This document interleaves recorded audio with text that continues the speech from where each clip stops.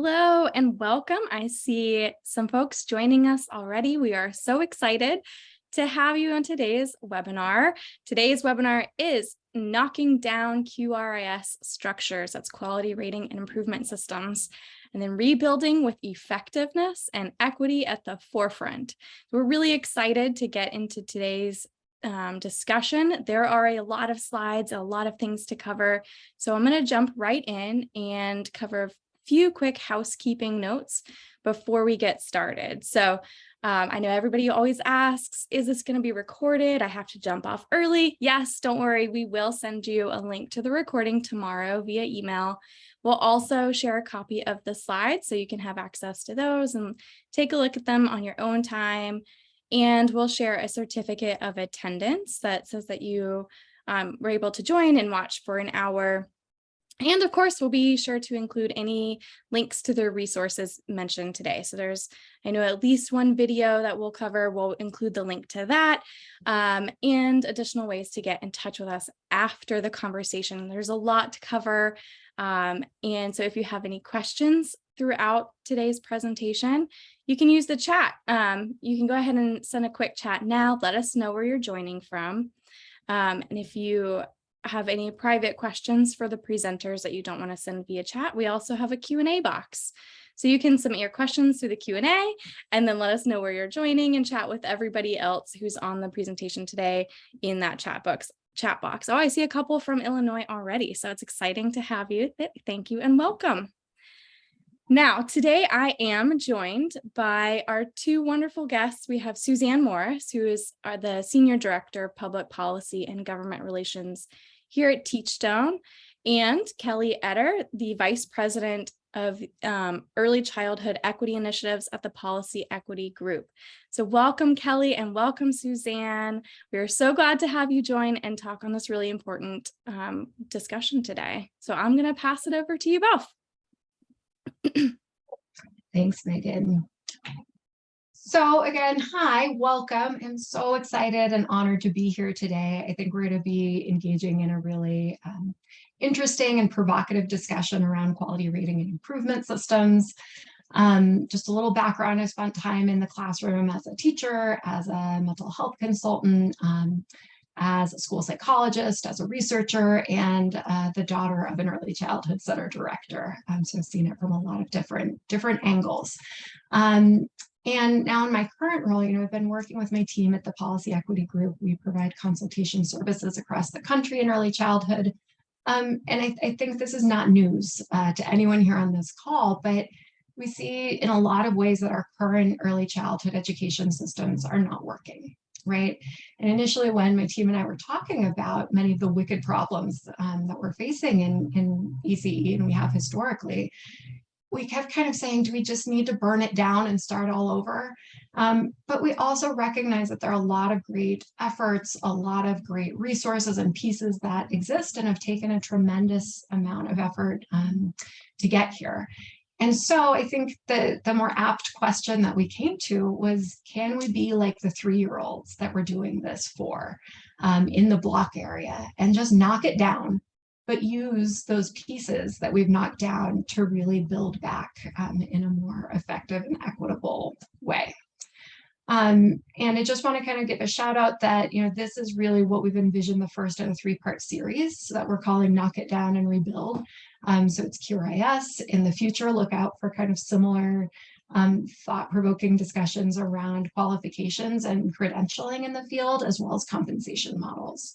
I want to kind of close the opening with, saying that what I present here today is not an answer. It is not the answer. Rather, it's an invitation to, again, be like that 3-year-old in the block area and really use your imagination and collectively be really bold in what we construct together. And so quality rating and improvement systems, if they're functioning well, if they're doing what they're supposed to be, they should really be 3 things. They should be predictive of child outcomes. They should be accurate measures of quality, and they should be fair in the expectations and supports of providers, right? So we're going to kind of go through each of these criteria. And, the first question we kind of want to look at is, are they predictive of child outcomes? And to kind of explore this, I'm going to be toggling back and forth here between some what I think are fun, and again, this kind of invitation to play and be creative, but some videos that I hope will kind of challenge your thinking around this. So without further ado. High-quality early care and education is foundational to children's brain development and learning, families' economic and emotional well-being, a valued and resourced early care and education workforce, and thriving communities and economies. Quality Rating and Improvement Systems, or QRIS for short, are a way to measure, communicate, and enhance the quality of early care and education programs. QRIS were designed for three main purposes: to recognize and reward providers' strengths, to help families make informed choices about childcare, and to provide supports to improve children's experiences in early care and education settings. To realize these goals, a QRIS must do what it's meant to do: measure meaningful differences in quality. When a QRIS functions well, differences in quality ratings correlate with differences in child outcomes.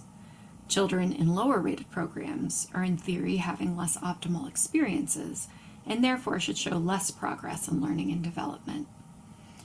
Children in higher rated programs should be having more optimal experiences and therefore should demonstrate more favorable outcomes.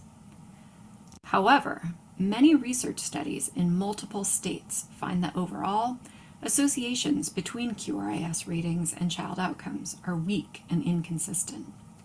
In study after study, differences in quality levels do not correspond to meaningful differences in child outcomes. Taken as a whole, these studies suggest that it is not any individual state's approach that isn't working, but rather the general structure of QRIS. It's no longer a question of tinkering around the edges or continuing to build on top of what we have. To realize the full potential and promise of QRIS, we must make bold changes. What might be possible if we were willing to knock it all down, pick up the pieces, and rebuild something new? In this video series, we'll explore why QRIS doesn't work like we expect it to, and offer an innovative blueprint for deconstructing and rebuilding QRIS to give everyone the foundation they need to be successful. All right, I'm not trying to plug Verbo here, but so that was the first video, and just to kind of review some of those key points that we saw. So, overall associations between QRIS ratings and child outcomes just aren't really very consistent or very strong. And this isn't just one or two states' approaches that aren't working, but a real global problem with the approach in general. And to just further illustrate that point, I don't know how many people have actually sat down to read all of the validation studies that have been done of QRIS kind of back to back, but I did. And it was both eye-opening as well as frustrating, I think. And so, here are some quotes from 8 states' validation studies. Our data reveal virtually no relationships between QRIS and child outcomes, aren't any distinct patterns, few average differences weren't large, generally small, statistically insignificant, limited associations, not substantively associated, not significantly associated with child outcomes, QRIS not differentiating, and really kind of, as we're seeing here, consistent with most other validation studies, right? So that's kind of, if you're looking across all of them, we're seeing some really similar messages. And for those of you that are more numbers oriented, we took all the findings from, I think, 13, 14 validation studies that included child outcomes. And if a QRIS is functioning perfectly, child outcomes at 5 stars should be higher than outcomes at 4 stars, right? Which should be higher than 3 stars, etc. So of the 500 comparisons across all of these studies between higher and lower star ratings, very few were significant. So for example, on the far left, Of the 129 comparisons looking at approaches to learning outcomes, only 4 of those were significant, and you see kind of similar patterns across other child outcome domains. So on to our second criterion, are QRIS accurate measures of quality, right? And so I'll bring us back to our video here. On every vacation at a verbal home, there's someone like. All right, and let's get those. In the first part of this series, we explained that quality rating and improvement systems don't work like we thought they would. In this video, we explain why. First, QRIS focus on indirect supports of quality rather than what matters most. Second, they assume there's only one right way to achieve quality. Third, they collapse multiple dimensions of quality into a single data point.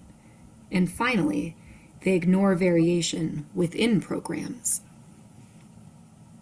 QRIS usually don't center what matters most. The strongest predictors of children's learning and development in early care and education settings are teacher-child interactions. This includes how teachers support learning, respond to children's needs, and guide their behavior. Yet, interactions are rarely the central focus of quality rating and improvement systems. More often, QRIS focus on factors that support teacher-child interactions, such as well-designed learning environments and curricula, knowledge and skill-building opportunities for teachers, and workplaces that support teacher well-being. However, while these supports can create the conditions for strong teacher-child interactions, they by no means guarantee it. Just because a provider has an evidence-based curriculum doesn't mean the curriculum is actually used or used well, or that it meets the specific needs of a program's children and staff. While these are often good starting points, there are too many subsequent steps to take to connect to child outcomes, and ultimately, too many wrong turns that can be made on the way.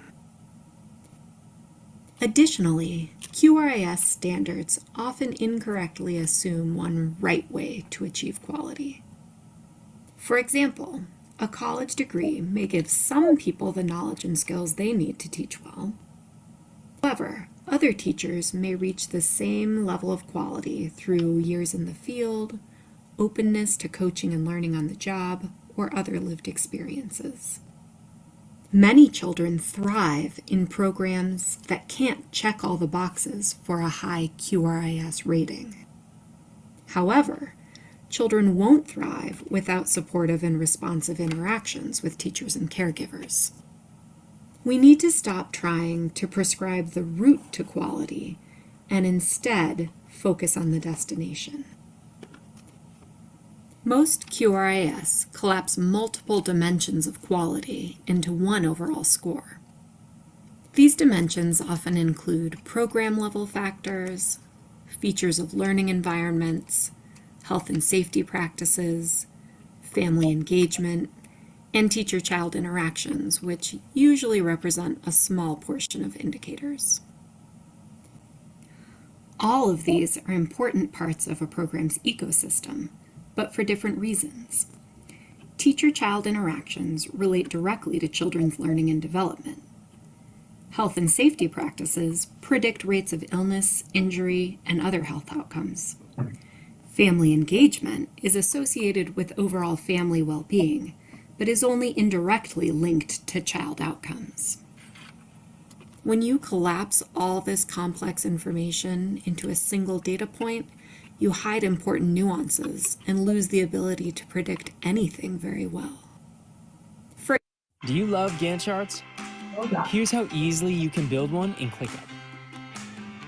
For instance, a program might have strong teacher-child interactions, which are related to child development and learning. But this program might get the same overall score as a program with weak teacher-child interactions but strengths in other areas. In this example, one rating is associated with two very different outcomes, which explains, in part, why ratings often don't relate to child outcomes. Another challenge is that children's experiences in center-based programs can vary widely across classrooms. Indeed, research shows that differences in quality between classrooms in the same program are often bigger than differences in quality between programs. Thus, using an average or a random sample of classrooms likely doesn't adequately capture what kind of supports could best help teachers or what families can expect from the program. The good news is we can fix this problem. In the next video, we explore how we might deconstruct a traditional QRIS and use the pieces to design tailored quality supports and help families find the best fit for their needs and values. All right, so back here again, just a quick little review, some key reasons why QRIS do not function as we might expect them to. They don't really center what matters most, which we know is teacher-child interactions. They often instead focus on indirect quality supports, these kind of pieces of paper, like a handbook or a diploma. They collapse multiple dimensions of quality into one, and they ignore variation within programs. So these flaws really weaken the accuracy of the rating scales, which makes it a lot harder to provide the tailored improvement supports that each classroom and program needs, as well as provides really less useful information for families as they make their childcare decisions. The final question that I want to kind of ask in this section is, are QRIS fair in their expectations and supports? Right.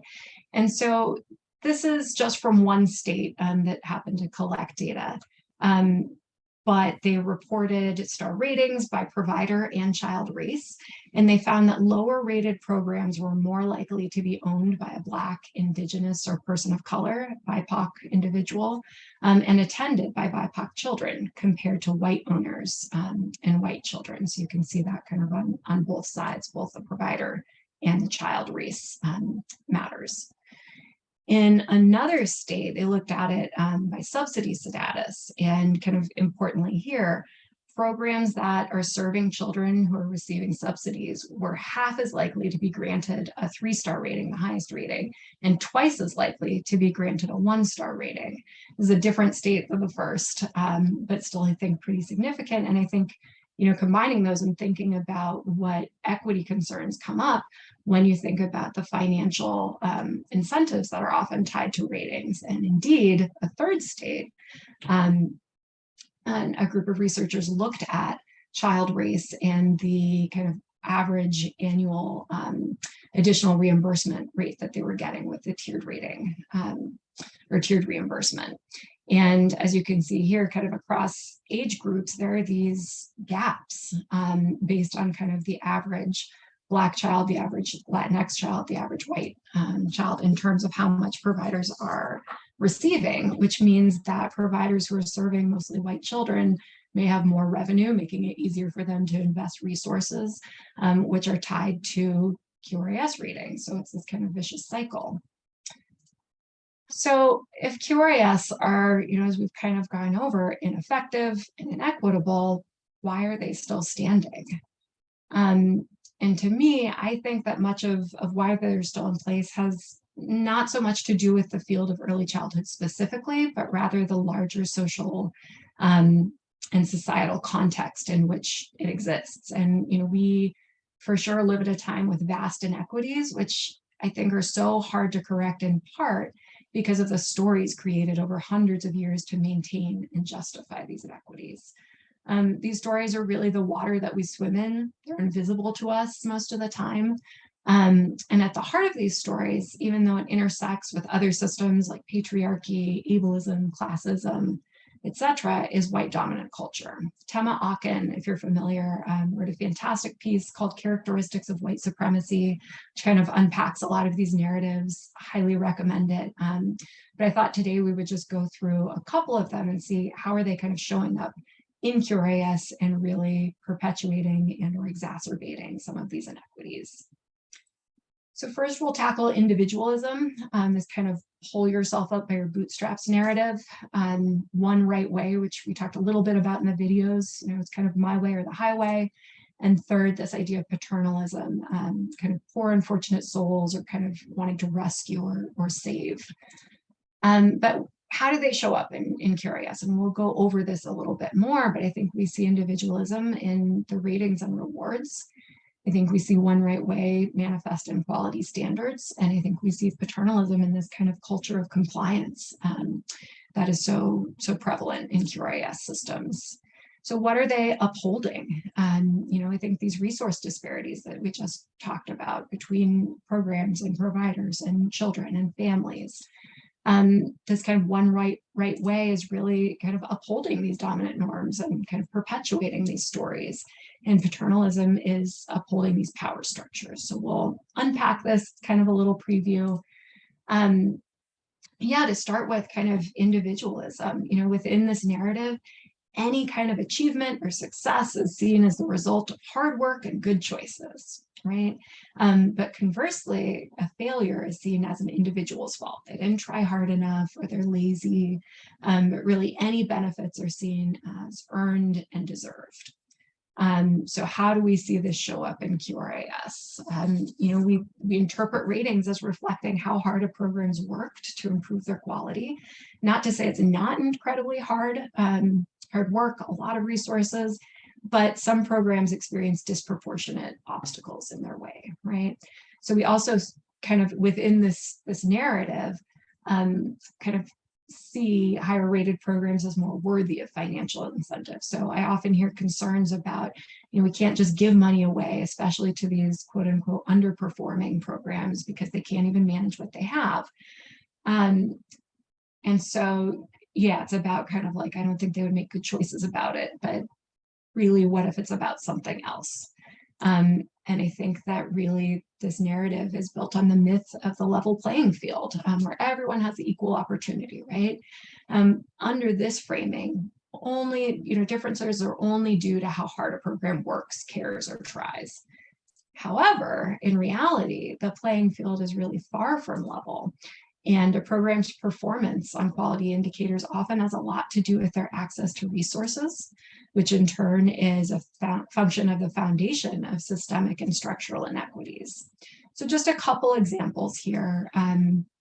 Let's consider quality indicators related to the learning environment. So one state found that moving up in quality ratings cost an average of $11,475 per classroom, including purchasing materials, equipment, renovations. So a program obviously needs the financial capital to do this, often supplemented by social capital. Maybe parents at their program can donate materials or have kind of social connections that they can provide. Or, my mom, who's the director of a child care center, she wouldn't have been able to open the program without a loan from her parents, and periodically took loans out from family members for things like quality improvement. But institutional racism, like historic redlining of neighborhoods, the fact that white neighborhoods receive twice as much money per capita in small business loans than Black neighborhoods, which are also often neglected. Buildings need much more repair and investment to even meet basic health and safety standards. But you see these kind of systemic factors play out in a number of ways in terms of the resources that are available to programs, not just how hard they're working or trying to raise their quality. So, what's being perpetuated here? I like to ask the questions about, who's benefiting from these systems. And so again, in this field, it's hard because no one has enough, but there are still disparities and inequities. So we see kind of programs that have access to relatively more resources are the ones that are receiving higher tiered reimbursement rates and quality bonuses. But also QRIS are benefiting families who can make a choice based on star ratings, right? Many families are forced to make childcare decisions based on financial or logistical constraints. But we have to ask ourselves, should we be shaming these families by a system that says that they haven't made the best choice, quote unquote, particularly when we know that star ratings aren't as meaningful as they could be. The next narrative that I want to unpack here is this one right way. The way that the kind of dominant or ruling class lives is often assumed to be the default, and anything else is kind of a deviation, and the world is designed really for these kind of the default culture. So we see this in QRIS, I think, and other workforce initiatives that really prioritize formal education to professionalize the field, even though there's not really a lot of evidence that degrees directly improve quality, and the well-documented structural racism that we know is inherent in higher education that restricts access and completion. QRIS can be really, really prescriptive, requiring that a program has a bulletin board to promote family engagement, or using assessments of the learning environment that say how many art materials should be available on a shelf at one time, right? So, and as we'll talk about, even when we do look at universal elements of quality, like teacher-child interactions, they're often grounded and have historically been grounded in white middle-class norms. And so here's just kind of an example, a little vignette. Alma, first-generation Mexican-American mother, is visiting her son Pablo's preschool classroom. Lauren, a white teacher, is leading circle time. Some of the children start making lively noises. Pablo joins in. Alma puts her hand over his mouth and he immediately stops. And she says, "Pablo, stop. Now say sorry, maestra," which is teacher in Spanish. And Lauren says, "Oh, they're just letting me know they feel silly today, and he can call me Lauren. We're all on a first-name basis here." Later, Pablo is playing with trains. A peer takes the train, Pablo then grabs it back. Alma takes the train, gives it back to the other child. But Lauren takes another train, gives it to Pablo. And again, Alma says, "Don't do that. You need to share with your friends." Lauren says, "It's okay. He doesn't have to share if he's not ready. Pablo, use your words. Say, 'I don't like it when you take my train. No me gusta.'" So thinking about, what are each of these caregivers, trying to kind of convey or emphasize in their caregiving? So maybe Alma wants Pablo to grow up to be bien educado, which means respectful, obedient, accepted by the larger community, and thinks it's really her job as a parent to instill buenos modales, good manners, and respeto, respect for adult authority. Whereas Lauren really wants children to develop self-expression, sense of autonomy, high self-esteem, and thinks that children are, explorers and shouldn't have too many boundaries on them. So these are just kind of different, right? They're not one value system is right or better. They're different value systems. And if we looked at this from Alma's perspective, how might she rate the quality of Lauren's classroom? It might actually be a 1 or 2 star program in her opinion. But if the roles were reversed, if it's a white parent in a classroom where the teacher might have more boundaries and more structure and emphasize respect instead of self-expression, but which parents' kind of viewpoint do we see validated more often? And how often are these just reflecting cultural strengths and beliefs? But some of these might also be kind of in response to the dominant culture, right? So is Alma maybe preparing Pablo for a world where having brown skin and interacting with authority figures can be dangerous or even deadly sometimes? So really just I invite you to kind of notice here, what thoughts or reactions did you have as you listened to this vignette? And I do want to kind of add here, and if Suzanne has anything to add, but this is really, a motivation for kind of the revision and introduction of the class second edition, which is really centering on equity and trying to really broaden the definition of quality for different kind of cultural and familial perspectives. That's right, Kelly. We've taken some time to really think about the thoughtful approach and how we here at Teachstone can support incredibly diverse settings, but also the expectations of diverse families and children that are coming into the classrooms. And so with the second edition resources that we have put forward, most especially in terms of supporting our observers to be able to really recognize the diversity of the field and the experiences that children are having, is very much getting at what I think you're talking about in this section of knocking down the structures of QRIS. I will say also within the reflections, what you're really capturing is QRIS is implemented by government, and often for our policymakers, the idea of having reflective practices that have flexibility and allow for the space for broad cultural engagement is just a mindset that they are not typically used to. That's really hard for, I think, many policymakers. And I speak from experience, having sat at the state level myself, to think that a system which has been primarily set up as being very rigid, through the means of rigor. We often use the term rigor, but what we really mean is rigidity, and to allow that flexibility to happen. So I think these reflections are important for those in the field that are experiencing the current systems they are within, but also for our policymakers and the folks that sit on top of the system essentially and are our implementers ultimately for QRIS as it stands today. Thank you so much, Suzanne. I love that kind of, contrast between this kind of rigor or rigidity and flexibility, because I think that that's key. If there's not one right way, we need to have this kind of flexibility. Again, I just want to talk a little bit about, what's being perpetuated and who's benefiting.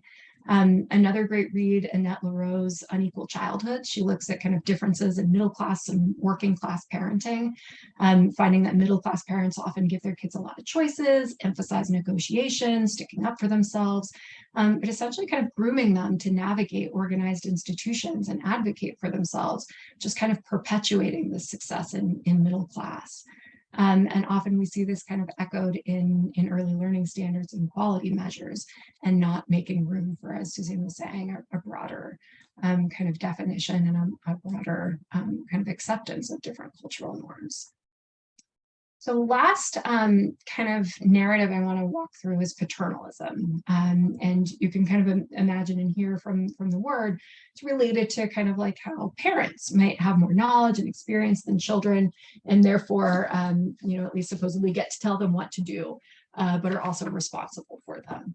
And so within a parent-child relationship, this might make sense, but we often see it instead between groups of adults, where one group is assumed to be kind of more high power, and therefore become kind of experts and gatekeepers. But what's more insidious is that it's often hidden under this guise of white saviorism, where people with more privilege really see it as their job to kind of rescue others. And within QRIS, I think we see this show up in the compliance culture. I think that's what Suzanne was kind of referencing. But where generally a small elite group of people are making the rules, and everyone else kind of has to follow them, or they don't get the resources or status or whatever else. But I think we also see it, in the idea of quality improvement. And it's almost as if we're trying to, design it to quote unquote fix programs as if they were broken. And when we have programs that aren't living up to the standards, we offer them support in forms of expert guidance, like coaching and technical assistance, which is important. But what would happen if we also just gave them the resources and the autonomy and trust to say, your program and community best? And so, across history, we've seen patterns of white, middle to upper class women who, granted, didn't have much power at home or in the workforce, but take up what they saw as charity work to really rescue, again, air quotes, poor immigrant, indigenous, and otherwise marginalized children and families from these supposedly backward or uncivilized environments in which they lived. You might have seen in the news recently some more stories coming to light about Native boarding schools where Indigenous children were removed from their homes in an effort to assimilate them to white culture. Not only were these children stripped of their home, family, and culture, but some pretty horrific atrocities happened, including the death of many of these children. And this is an excerpt from a white missionary visiting a Native reservation in 1902, right? So she says, "What a contrast, the smoking fire in the center of the teepee, and on it the pot of soup stirred by the not over-clean squaw, a few blankets the only furnishing. And then to think of the neat, comfortable home at the mission with the uplifting of its daily prayer. We realized what a blessed work these faithful missionaries were doing in giving to these poor, neglected children some of the light and blessing that had been given to them." So I want to engage in a little thought exercise, but I do want to be very, very clear. I don't want to equate QRIS to the horrific impacts of removing Native children from their homes. But I do invite you to think about here, how are we defining what's appropriate or best for children and who's making these judgments? Right, so these are all kind of variants on actual indicators on assessments of learning environment quality, kind of saying what's bad environment and what do we want to see. You know, kind of smoking fire and then out of really clean squads, that kind of similar to a little attempt to meet sanitary regulations, or a few blankets, no soft furnishings in the classroom. You know, kind of materials not being crowded on shelves, neat and comfortable. And what if we kind of subbed out daily prayer for daily math talk in terms of kind of like, what are we saying is the best environment for children? You know, and it's really, we've rebranded kind of poor and neglected to disadvantaged. We have to say at risk, vulnerable populations. But we're really doing this kind of under the banner of doing good. But our version kind of currently in our cultural ethos is, instead of light and blessing, we talk about school readiness or high quality care. But again, I just want to offer a moment of reflection here about who gets to decide what quality is. How does this show up in how we treat, you know, family childcare and family friend and neighbor providers, both who have very high populations of Black, Indigenous, and people of color and immigrant women specifically, when we compare them to like licensed and regulated, more institutional center-based care. What are we missing when we focus so narrowly on just the environment? What was the relationship between that Native mother and her child? What was she cooking in that pot and transmitting to her child about their family culture through food and memory? We've seen how so much harm can really be inflicted despite and even because of kind intentions.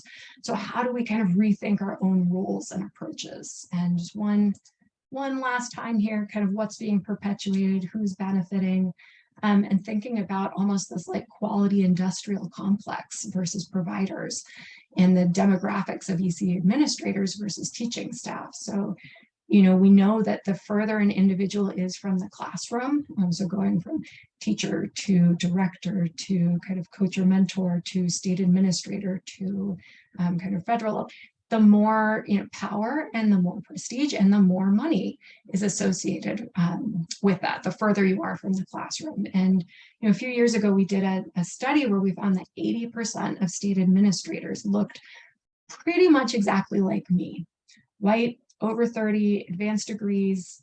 You know, even though we know that the majority of those who are living the system are disproportionately Black and brown. And so thinking about these power structures and who is benefiting really. And again, just another shout out, I know that Teachstone is really committed to thinking about, you know, who are the observers and what kinds of training is available, and how do we, you know, decrease that kind of dominant culture thinking and the implicit bias that comes in. So I know that there's some really great work going on in that area as well to kind of push back against these kind of historic trends that we've seen. And just to kind of summarize here, you know, it's time. No compelling evidence that ratings are associated with child outcomes. Ratings and incentives tend to exacerbate existing resource and opportunity gaps. And we're really drawing on cultural narratives that are replicating white dominant culture, maintaining the status quo by perpetuating resource disparities, dominant norms, and unfair power structures. So what happens when we finally say, like, let's knock it down? And so I'm going to bring up our last video. Hopefully they're not going to do too many ads during this one. In the first two videos, we discussed how quality rating and improvement systems have not lived up to their promise and the reasons why. In this video, we introduced 3 big ideas for knocking down what's not working and rebuilding better systems. Number 1, shifting from a universal prescription for quality to individualized supports. Number 2, moving from high-stakes ratings to continuous quality improvement. And number 3, doing away with a one-size-fits-all definition of quality and instead helping families find the best fit for their needs and preferences. The first big idea focuses on the destination rather than the route to quality. What if instead of the current kitchen sink approach to monitoring, we focused only on what matters most, teacher-child interactions? Rather than a high-stakes end goal, classroom observations become the starting point for understanding the supports each teacher needs to be successful. One teacher might need some adjustments to their learning environment, while another may benefit from specific professional development and an evidence-based curriculum. The content, type, and intensity of supports will vary for each classroom and teacher. The second big idea focuses on continuous quality improvement, or CQI. Current models of QRIS are heavily weighted toward monitoring, which is burdensome for providers and the state. Monitoring drives ratings, which in turn determine financial supports, which are often inequitably rewarding more well-resourced programs. What if we deconstructed this model and moved the pieces around, starting with the overall health of teacher-child interactions? Based on a program's needs, the state would invest a down payment on quality, giving programs the specific resources they need to improve quality. Things that were previously required quality indicators, which programs were held accountable for, have been shifted to the support side of the equation. Like ongoing wellness checks, this process would be a continuous cycle of determining needs, providing support, and following up to see what's working.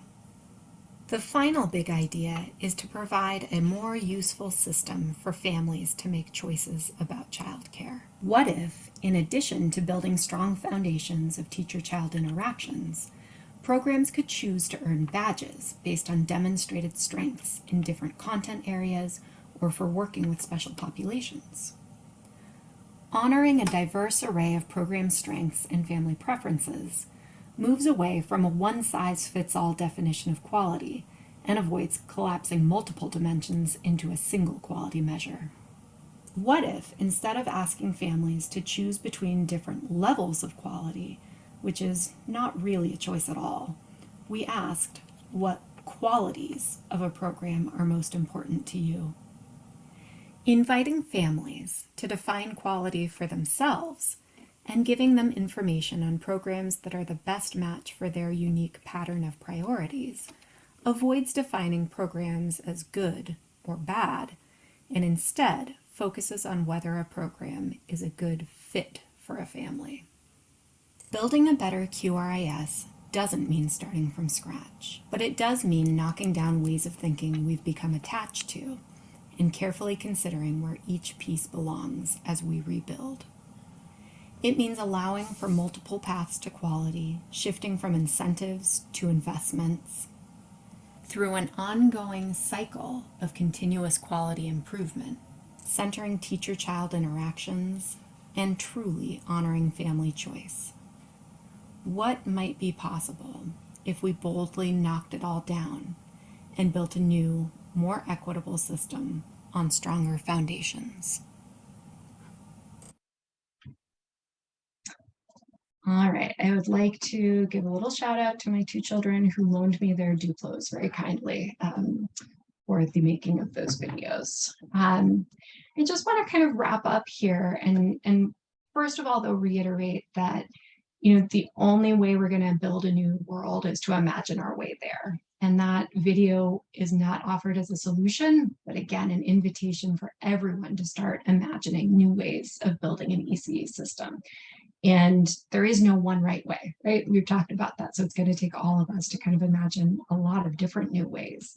And as we think about this brave new world that we could build, if we really want an equitable system, we have to dismantle these white dominant cultural norms and narratives and write new ones. So part of, I think, redesigning QRIS or rethinking, rebuilding is, how can we give programs what they need and correct inequities instead of rewarding compliance and relative privilege? How can we be more inclusive and open? How can we help families find the qualities that best meet their needs instead of, one universal definition of quality? How can we allow educators to take multiple pathways to develop their skills instead of saying that there's just one right way? Finally, how can we flip power structures? Instead of asking how programs can be accountable to the state or the federal government, local government, how can states and localities and our federal system be more accountable to those who are living the system, providers and families? This is going to take way more than just kind of the token parent or provider on an advisory board. This is going to take radical new ways of working and imagining together to rebuild. As many of you may know, the Preschool Development Grant renewal kind of applications came out earlier this week, and that's going to be a huge opportunity for states to engage in real, authentic stakeholder engagement. Fantastic webinar yesterday on human-centered design from the Alliance for Early Success. And they talked about this liberatory design of really, really engaging providers and families and those who are living the system in order to move forward and build forward. And so I think there are some exciting opportunities to really build better things, but we have to be willing to knock some things down first. I do want to, I have a couple more slides I could show, but I want to make sure that there's some time for questions, reflections. So I'm happy to go back, but also wanted to invite questions from the audience and or see if Suzanne had any kind of reflections or kind of how this work aligns with all of the wonderful things that Teachstone is doing. Yeah, I'm happy to get the conversation started and see what questions come in so we can really engage the audience. I'm hoping that we have thoughts and reflections from them as well. I think for me, and thinking about the work that Teachstone has been on, and I really think of it as our own CQI process internally at Teachstone, and really trying to be very deliberative in being responsive to the communities that we support and serve, and ultimately the children within them. I mean, this is so exciting for me to see this structural approach of dismantling. I am really excited about the opportunities that will hopefully come forward from the Preschool Development Grants Birth-5 that you mentioned, Kelly. I think for those of us that are on the call that actually don't sit within a state administration, finding your way to the table should be very clear. And we here at Teachstone are very happy to support you in that effort, really raising your voice in this process.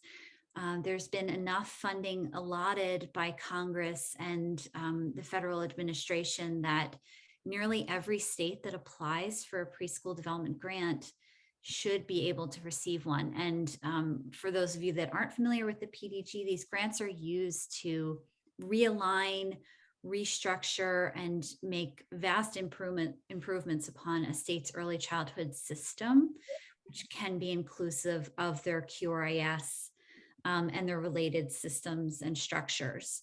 So it's a big opportunity to think through what revisioning may look like for a state and how they define quality, how they support quality, and how they're engaging their local communities.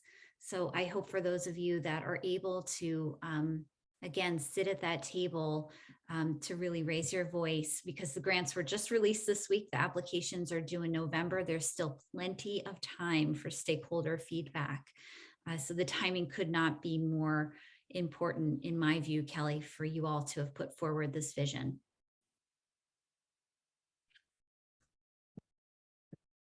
Well, we do have a question here from the audience I'd love to ask.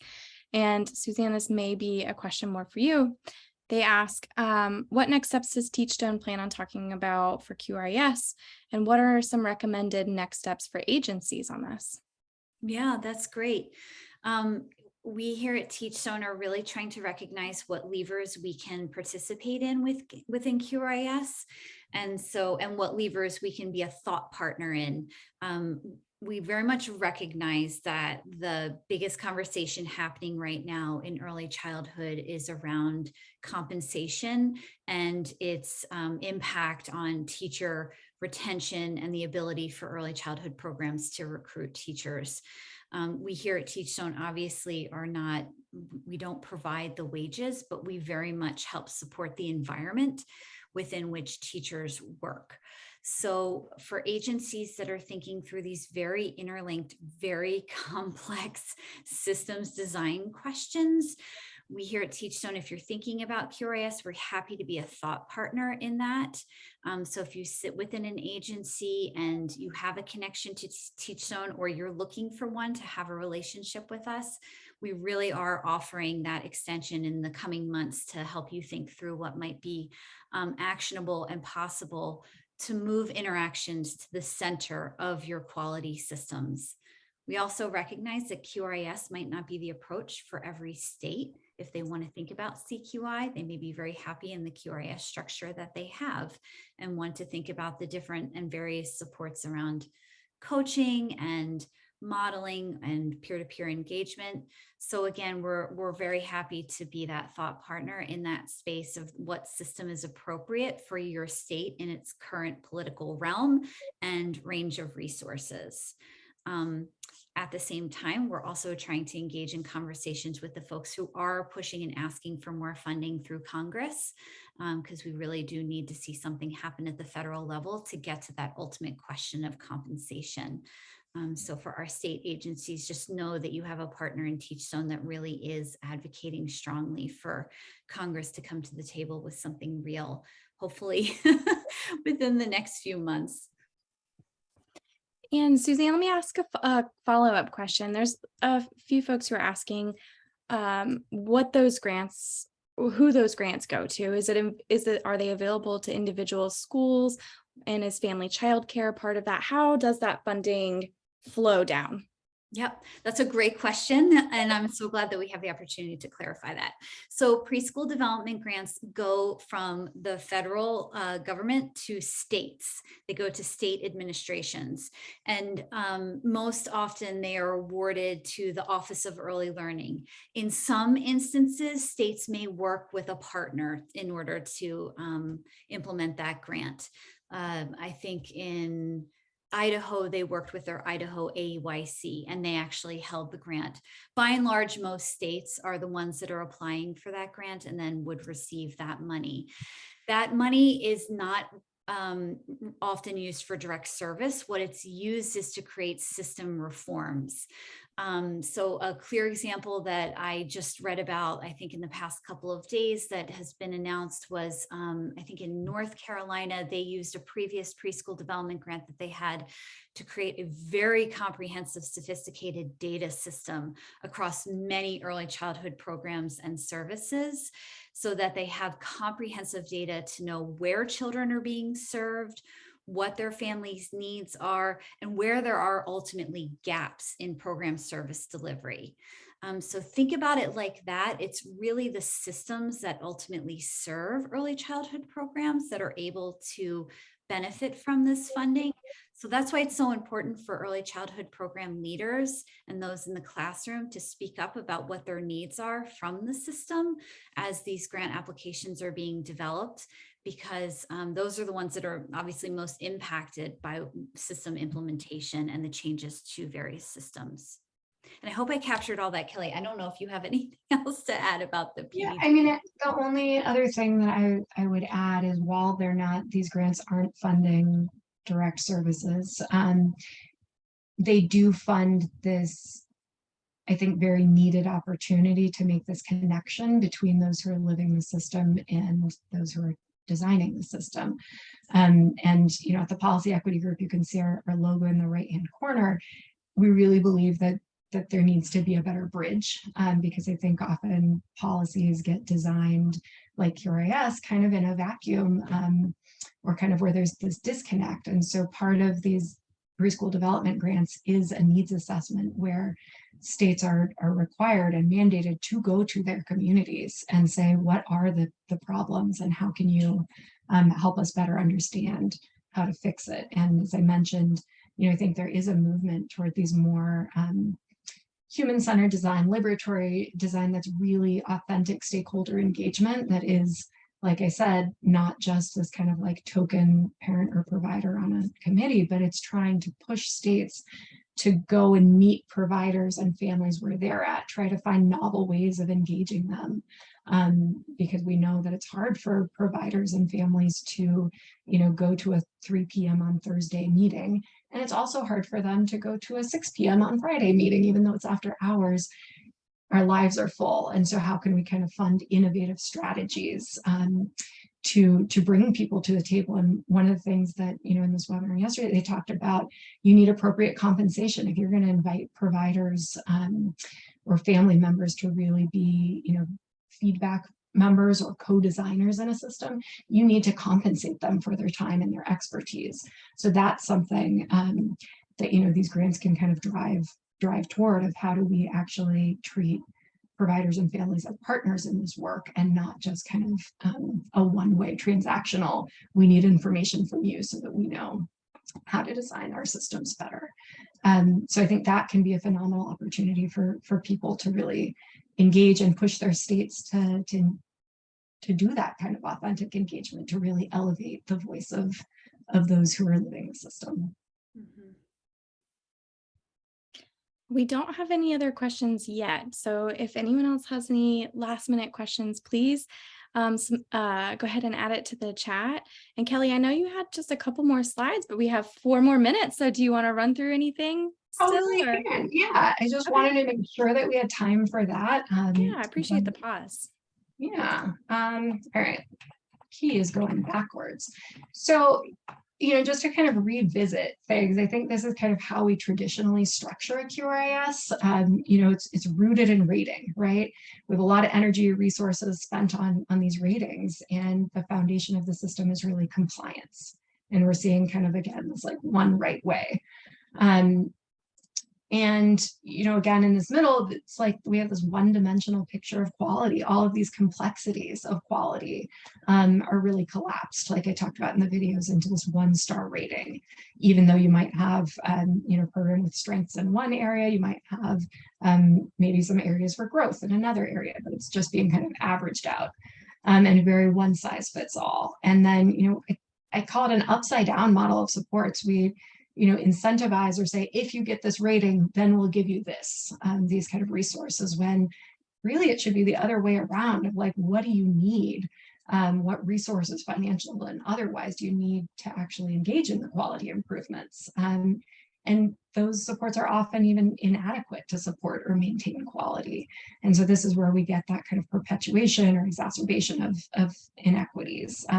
You'll notice this tree is kind of sad looking, right? And so thinking about, as states or as entities move toward regrowing a new vision of supporting quality, how might we do that? And I think I've been saying it's a slow process. You can't do it all at once. It kind of needs to be done in phases. And I think that was where we stumbled a bit, in the first implementation of QRIS, as we tried to do kind of the full implementation before we had the foundation. And I think, Suzanne is right. Right now, I do think we're trying to kind of start with a new root structure, and that's stabilization, to really get the workforce paid and valued and retained like they deserve to be. And so I think that'll take focusing unflinchingly on workforce compensation. So my mom, taught me a lot about early childhood. She also taught me about gardening, and sometimes you really need to prune back to really let things flourish. And so do we take things that maybe are great but non-essential, or are just flat out not working, and reallocate that money? Do we take, what we're currently funding, QRIS or KEA, or things that are great, but maybe are not as essential as supporting our workforce, and kind of redirect funding? And then this is, to me, where that CQI, where the teacher-child interactions, that's the trunk of the tree. That is the core. And that is kind of the phase 2, where you're really thinking about these foundational teaching practices in each and every classroom. You're really only collecting data for CQI. It's not for any kind of high stakes. It's just, how can we help you? Where are you at? And what do you need to get better? With a lot of high touch, relationship-based professional development, coaching, consultation, communities of practice, reflective supervision. And then this is where we can actually get into kind of some of the more traditional QRIS elements. Once we have those 2 foundations in place, Can we get into these more kind of specialized, sometimes we call them badges. I've also heard we're not Girl Scouts. Maybe they're more like specializations, like in the medical profession, to really highlight and celebrate program strengths that, hey, we have a phenomenal infant early childhood mental health focus. Like, let's highlight that. Or, we have a terrific dual language or multi-language learner immersion program, or a farm to ECE program. Like, how do we highlight those kinds of things that can really inform parent choice? So that's kind of my 1, 2, 3 steps in terms of kind of revisioning and regrowing at QRIS. That's really helpful. I'm so glad we got to sneak that in the last few minutes. Thank you for sharing that. Absolutely. And thank you, Suzanne and Kelly, both for your work on the presentation. We have some kind words in the chat, so make sure you have a second to read through that. Thank you, Isabella, for sharing that. And so I just do want to do one more call out that tomorrow our registrants will receive a link to this recording and to the slides, and we'll also include, I know I dropped it in the chat earlier, but if you wanted to talk more about PDG or CQI, or if you have questions more about class 2nd edition that Kelly briefly mentioned, you can fill out the link to that form. And I'll include that link in the email as well. But thank you all for your time and for just providing this or coming into this space with us to have this really important discussion. We're really glad that you were able to join. Thank you. Take care, everybody. Bye-bye.